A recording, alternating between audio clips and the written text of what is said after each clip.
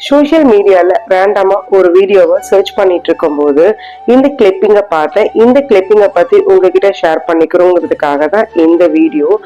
அது என்ன கிளிப்பிங் அப்படின்னு பாத்தீங்கன்னா, ஒவ்வொருத்தருடைய வாழ்க்கையிலையும் ஒரு ஷார்ட் டேர்ம் கோல், ஒரு லாங் டேர்ம் கோல்னு ஒன்று இருக்கும்.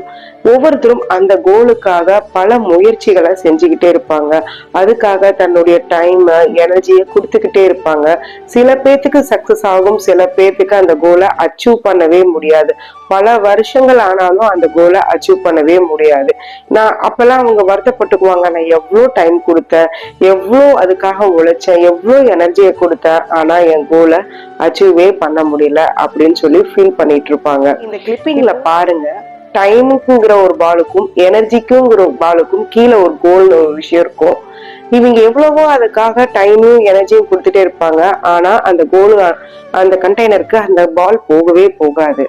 ஆனா நெக்ஸ்ட் கிளிப்பிங்ல பாருங்க, டிசிப்ளின்ங்கிற ஒரு காலம் வந்ததுக்கு அப்புறம் டைம் எனர்ஜி ரெண்டு பாலுமே அந்த டிசிப்ளினோட சேர்த்து கோலை போய் அச்சீவ் பண்ணும். அப்போ இங்க டிசிப்ளின்ங்கிறது கன்சிஸ்டன்சி. நாம ஒரு விஷயத்துக்காக நிரந்தரமா கன்சிஸ்டன்சியா நம்ம ஹார்ட் ஒர்க் பண்ணா கண்டிப்பா அந்த விஷயம் நமக்கு சக்சஸ் ஆகும் அப்படிங்கறதுதான் இந்த கிளிப்பிங் சொல்லுது. எக்ஸாம்பிளுக்கு, நான் ஒரு 5 வருஷத்துக்கு அப்புறம் ஒரு வீடு சூப்பரா கட்ட போறேன் அப்படின்னு சொல்லி நீங்க ஒரு பிளான் வைக்கிறீங்கன்னு வச்சுக்கோங்களேன். அதுக்காக 5 வருஷம் இருக்குல்ல, ஒரு வருஷத்துக்கு முன்னாடி அதுக்கான பிளான் எக்ஸிகியூஷன் எல்லாம் பண்ணலாம் அப்படின்னு நினைச்சுக்கிட்டு இருப்பீங்க.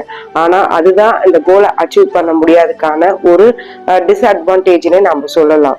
நாம இப்போ ஒரு பிளான் பண்றோம், அது 5 வருஷத்துக்கு எக்ஸிக்யூட் பண்ண போறோம் அப்படின்னா நம்ம இப்ப இருந்து அதுக்கான டைம் எனர்ஜி கன்சிஸ்டன்சி தினமும் அந்த பிளானுக்காக தினமும் ஒரு 10 to 20 minutes நீங்க கன்சிஸ்டன்சியா அதுக்கான பிளான் பண்ணணும்.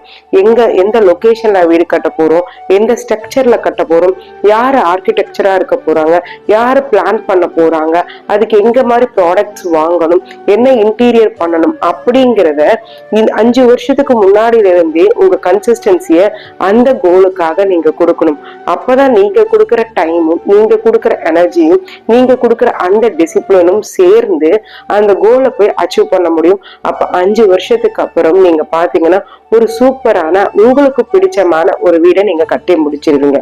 சோ எந்த ஒர்க் பண்ணாலும் நீங்க ஒரு கோல்னு ஒண்ணு பிளான் பண்ணிட்டீங்க அப்படின்னா கண்டிப்பா அதுக்கு கன்சிஸ்டன்சி ரொம்ப ரொம்ப முக்கியம். இந்த வீடியோ கண்டிப்பா உங்களுக்கு ஒரு யூஸ்ஃபுல்லான ஒரு கண்டென்ட்டா இருக்கும்னு நான் நம்புறேன்.